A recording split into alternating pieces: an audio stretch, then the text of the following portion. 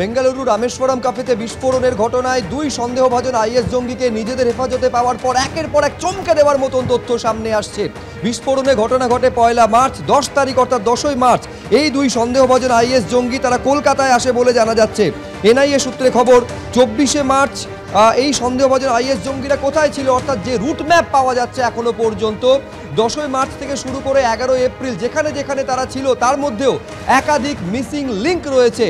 কিছু কিছু দিন তারা কোথায় ছিল, কার কার সঙ্গে দেখা করেছিল, কে কে তার সঙ্গে দেখা করতে এসেছিল তাদের সঙ্গে, এই প্রশ্নের উত্তর এখনো পর্যন্ত পাওয়া যায়নি, যার উত্তর খোঁজার চেষ্টা করছেন তদন্তকারী আধিকারিকরা এনআইএ। দীঘা থেকে দার্জিলিং, কলকাতা থেকে পুরুলিয়া এই যে রুট ম্যাপ সেখানে একাধিক মিসিং লিঙ্ক সামনে আসছে।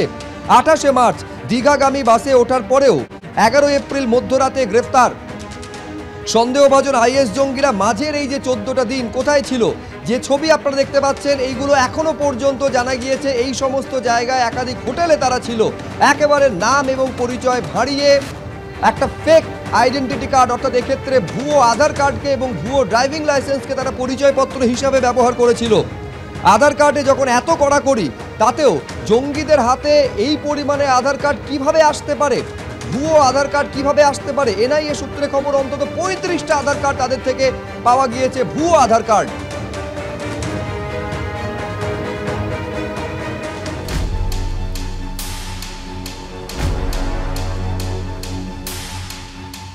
বেঙ্গালুরু ব্লাস্টের অন্যতম মাস্টার মাইন্ড তাহা এবং মুজাফির, তারা দুজনে ঘটনার পর থেকে চেন্নাইয়ে পালিয়ে যায় এবং এরপর চেন্নাই থেকে ট্রেনে করে তারা আসে কলকাতায়। হাওড়া স্টেশনে তারা নামে, কিন্তু নির্দিষ্ট করে একটি ট্রেনে নয়, একাধিক ট্রেন বদল করে তারা এই হাওড়া স্টেশনে এসেছিল।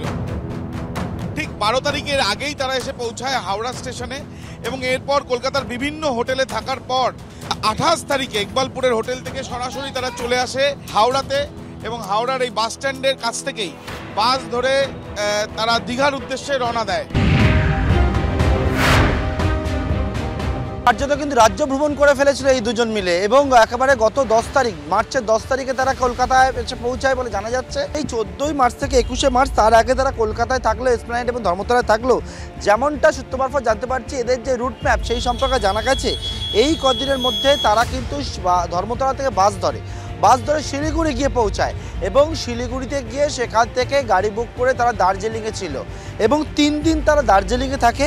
এর পাশাপাশি কিন্তু আরও 2 দিন তারা কিন্তু সেখান থেকে পুরুলিয়ায় গিয়ে পৌঁছায়, পুরুলিয়ায় থাকে। পুরুলিয়া দার্জিলিং ঘোরার পরে আবার কলকাতায় চলে আসে, কলকাতায় এসে ওয়াটগঞ্জ এলাকায় তারা ছিল এবং তার পরবর্তীকালে 10 তারিখে তারা ওঠেন হচ্ছে এই যে দীঘায়, আমরা যে জায়গায় দাঁড়িয়ে রয়েছি new Digha Ayush international hotel, এই হোটেলে এসে পৌঁছায়।